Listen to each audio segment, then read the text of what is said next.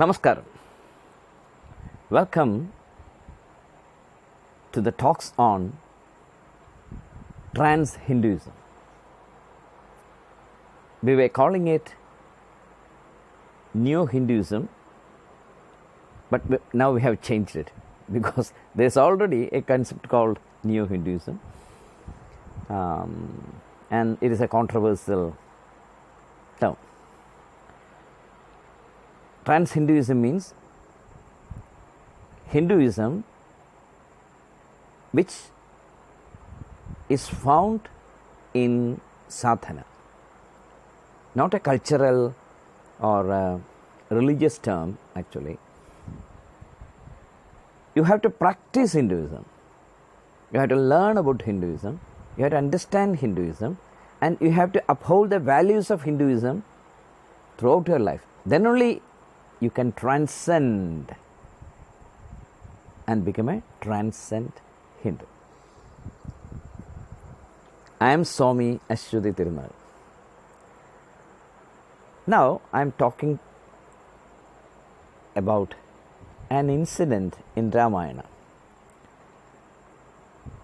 You know that Ramayana was written by Valmiki, and that is actually a symbolic text. It is not just history, or it is not just mythology. It is a symbolic text which tells you how one can progress in the path of spirituality. How a Ratnagaran can become a Valmiki. Ratnagaran was a thief, a plunderer, a thug. But he transformed himself into Valmiki, one of the greatest spiritual masters. How was it possible? That's what Ratnagaran is telling you in his autobiography using symbols. And that's Ramayana. So Ramayana is not only the Ayana or Yatra of Rama, it is the Yatra of Valmiki himself. That is the trans Hindu idea. Well, the incident is this. We all know that Bharadan went to Sri Rama. When Sri Raman had already gone to forest, Bharadan came back to Ayodhya, and he understood that it is his mother's crazy idea which toppled the whole arrangement of Rama's kingship. Kaigeyi, Bharadan's mother, wanted power. She was power crazy. So she wanted the king to make Bharadan the king, the next king. And you know, Sri Raman had to go to the forest. Sri Raman, Lakshmana and Sita went to forest. Then when Bharadan came and learned about all these things, he became desperate. He almost became an enemy of his own mother. He understood that there is a big mistake. So he went to Sri Rama. He went in search of Sri Rama, and he found Sri Rama, Lakshmana and Sita in the forest. Bharadan went and prostrated before his brother and said that you are the king of Ayodhya, our father is dead, and you have to come back to Ayodhya and rule. I am only your servant like Lakshmana. I am only a younger brother. So it is my duty to serve my young elder brother Rama. The king wanted to make you the king, and I am not in the competition. It is my mother's selfish desires that created all this confusion. Then Sri Raman said, our father wanted you to rule, so you should rule. Then Bharadan objected, no, he didn't tell me. He didn't give me the crown, so I am not the king. Then if Ayodhya's fate is to be a state without a king, let it be like that. I am not going to steal any person's throne. I want to come just like Lakshmana and serve you in the forest. Then that is a big confusion. Sri Rama was in trouble. He didn't know how to convince Bharatan. Then came Janagan, father of Sita, father-in-law of Rama. You know, he was a great Rajarshi. He was a king. At the same time, he was a great spiritual being. He was respected by all the saints. He was an epitome of spiritual progress. Sri Rama asked Janaka to interfere in this problem and solve the problem. Janagan actually came to meet Sita. Sita was once living in the palace, and she had all the facilities and everything a man can dream of was available for Sita. Now she has come with Rama to the forest.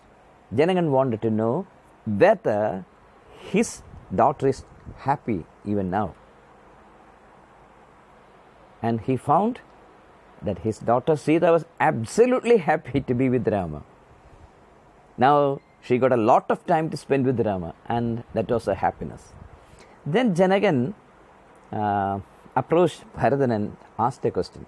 Bharatan, whom do you love most in this world? Then Bharatan said, I love my brother most. Well, that's very good. But when you love a person, it is your duty to ask that person how you should show your love. See, you can love any person, but it is that person who decides what type of love it should be. Suppose there is a girl who fascinates you and you want to fall in love with her, and you approach her and you express your desire, but the girl says, no, you are just my friend, or you are just like my brother. I can't marry you. I can't love you and all that. Then you can't insist that you should love me, because it is she who decides, not you. You can love, but what type of love it should be, that has to be decided by the other person. Then Bharatan understood this. He asked Janagan, how should I express my love to Rama? Then Janagan said, you go and ask Rama. Bharatan went to Rama and asked this question. Oh brother, how should I express my love towards you? I will do anything you say. Then Rama said, you have to express your love and concern, affection towards me by ruling Ayodhya. You have to represent me. As a representative of Rama, Bharatan will rule Ayodhya, and after 14 years, I will be back exactly on the date. Bharatan said, okay, I will do it. And he took a pair of shoes, that sandals Rama was wearing, and placed it in Ayodhya, in the Nandigramam, and from there he started ruling Ayodhya. And Kosalam, that was that country's name, Ayodhya was the capital. Well, years back, the people who lived in this earth knew what is love. You can love a person, but before selecting the type of love that you would like to have with her or him, just ask him or her, sir or madam, what type of love should I express towards you? And she has or he has to agree with that. Suppose all his thinking is different from what you have, then it is your duty to adjust with that. Love is not something that can be grabbed. Love is not something that can be created. Love is something which is original and it is spontaneous. Just Wordsworth said, poetry is the spontaneous overflow of emotions. And it is also the recollections in tranquility. Tranquility is very important there. So, love is also like that. But this question is a very, very important question in life. You can love anybody in this world, but before loving that, just try to know the other person's mind and don't try to steal love. Namaste.